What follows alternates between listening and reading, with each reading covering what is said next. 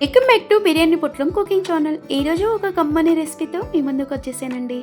సింపుల్గా మనకి ఇంట్లో కూరగాయలు లేనప్పుడు, కూరగాయలు కోసే ఓపిక లేనప్పుడు ఇలా మనము చక్కటి రెసిపీ చేసుకొని తిన్నా మనకు రుచి మాత్రం మటన్ చికెన్ కన్నా మించిపోతుంది. నాన్ వెజ్ తినని వాళ్ళకైనా ఈజీ రెసిపీ అండి. అలాగే స్టవ్ వెలిగించుకొని ఒక కడాయి పెట్టేసుకొని 1 స్పూను శనగపప్పు, 1 స్పూను మినపప్పు, 1 స్పూను పల్లీలు కూడా వేసుకోవాలండి. అలాగే మనము 1 స్పూను ధనియాలుండి, మనకి ఇంట్లో వేపి పెట్టినవి అయినా పర్వాలేవు, పచ్చివైనా పర్వాలేదు. 1 స్పూను ధనియాలు, తర్వాత 1 స్పూను జీలకర్ర వేసేసుకోండి. అలాగే మనమైతే 4 లవంగాలు, ఒక 3 ఇలాచీలు తీసుకుని అవి కూడా కాస్త ఇలా వేసేసుకోవాలండి. ఆ తర్వాత వచ్చేసి మనము 2 స్పూన్ల ఎండు కొబ్బరి అండి, సన్నగా తరిగి ఈ విధంగా వేసేసుకోండి. త్వరగా ఫ్రై అయిపోతాయి. 6 నుండి 7 వరకు ఎండుమిరపకాయలు వేసుకోండి. రుచి మాత్రం చాలా బాగుంటుంది. చక్కగా చిన్న మంట పైన ఒకసారి ఈ విధంగా వేపేసుకోవాలండి.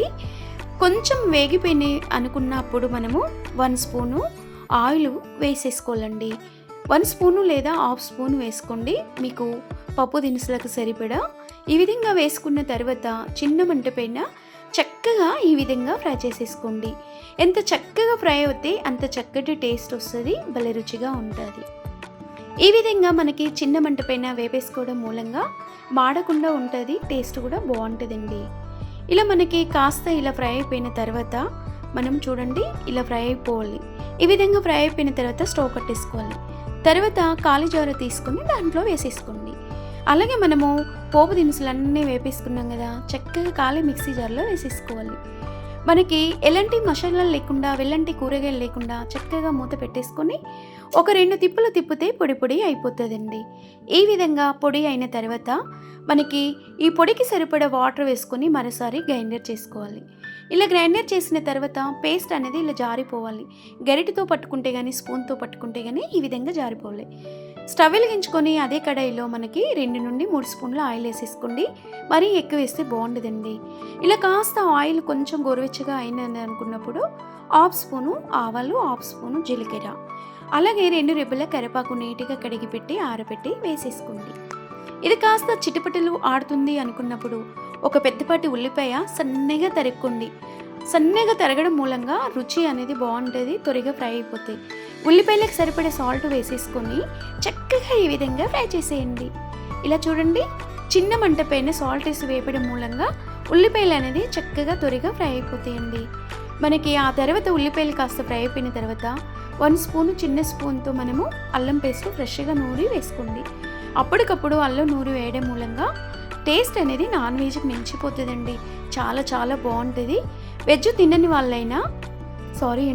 నాన్ వెజ్ తినని వాళ్ళైనా వెజ్ తినాలనుకున్నప్పుడు ఒక్కసారి నా స్టైల్లో ఎలాంటి ఖర్చు లేకుండా ఇలా ట్రై చేయండి, టేస్ట్ మాత్రం బాగుంటుంది. చిటికెడంత పసుపు కూడా వేసేసుకొని ఉల్లిపాయలు ఈ విధంగా వేపేసుకోండి.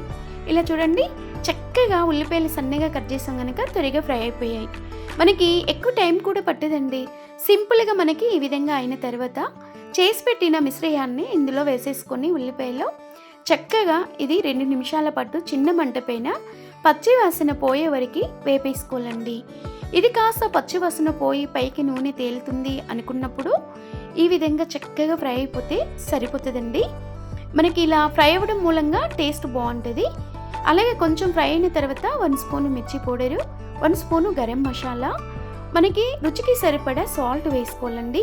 ఉల్లిపాయలు కూడా వేసాం కనుక చూసి వేసుకోండి.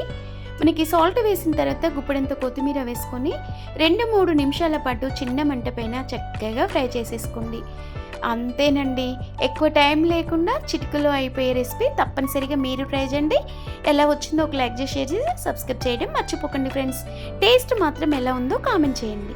ఈ విధంగా చక్కగా 2-3 నిమిషాల పాటు వేపుకున్న తర్వాత ఉసిరికాయ ఎంత లేదా నిమ్మకాయ ఎంత చింతపండు ముందే నానబెట్టేసుకొని రసం తీసి ఈ పేస్టులో వేసేసుకోవాలండి. మిశ్రయం కాస్త కలిసేలా చక్కగా ఈ విధంగా కలిపేసుకోండి.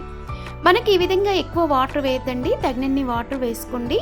మరీ లిక్విడ్గా ఉంటే రుచి అనేది కోల్పోతుంది, తిన్నా కూడా తిన్నట్టు ఉండేదండి.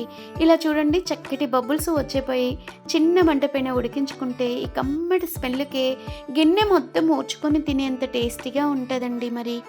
అలాగే కొంచెం మనకి ఈ విధంగా నూనె తేలుతుంది అనుకున్నప్పుడు ఒక నిమిషం పాటు చిన్న మంట పైన మూత పెట్టేసి కొత్తిమీర వేసి కట్టేసుకోవాలి. ఆ తర్వాత ఒక బౌల్‌లో తీసుకోవాలండి. వేడి వేడి అన్నంలోనైనా, రోటీలోకైనా ఈ వెజ్ గ్రేవీ సూపర్ టేస్ట్ ఉంటది. తప్పనిసరిగా మీరు ట్రై చేయండి ఫ్రెండ్స్. Bye bye.